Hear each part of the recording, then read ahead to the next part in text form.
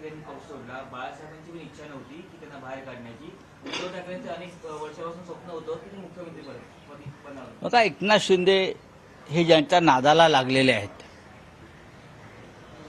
ते सगळे खोटारडे, ढोंगी, खोटं बोलणारे लोक आहेत.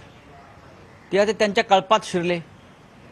आता लांडगे आणि कोल्ह्यांच्या कळपात शिरल्यावर दुसरं काय होणार?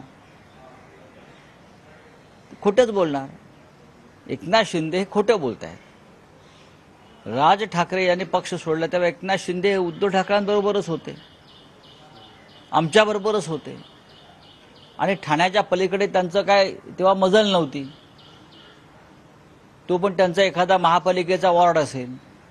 त्याच्यामुळे त्यांनी 25 वर्षा आधीच्या राजकारणात त्यांचा काही सहभागच नव्हता किंवा त्यांना मातोश्रीवरती दरवाजेच उघडे नव्हते त्या काळात फार.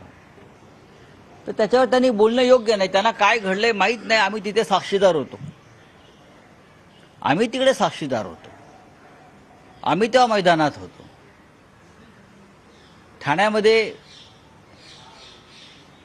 एकनाथ शिंदे ठाण्यात काम करत होते. त्यांच्या एक मर्यादेच्या पलीकडे ते जात नव्हते. त्यांचं रिंगण होतं. मुंबईत त्यांना फार त्यांची दौड नव्हती. 25-30 वर्षापूर्वी जेव्हा राज ठाकरेंनी पक्ष सोडला तर आम्ही होतो ना तिकडे. आम्हाला माहिती आहे काय झालं ते. त्यांना जर एखादा सिनेमा त्या विषयावर काढायचा असेल, 1 नंबर 2 नंबर, तर त्यांना मी प्रत्यक्ष कथानक काय घडलं ते द्यायला तयार आहे. कारण शिंदे हल्ली चित्रपट निर्माते जास्त झालेले आहेत.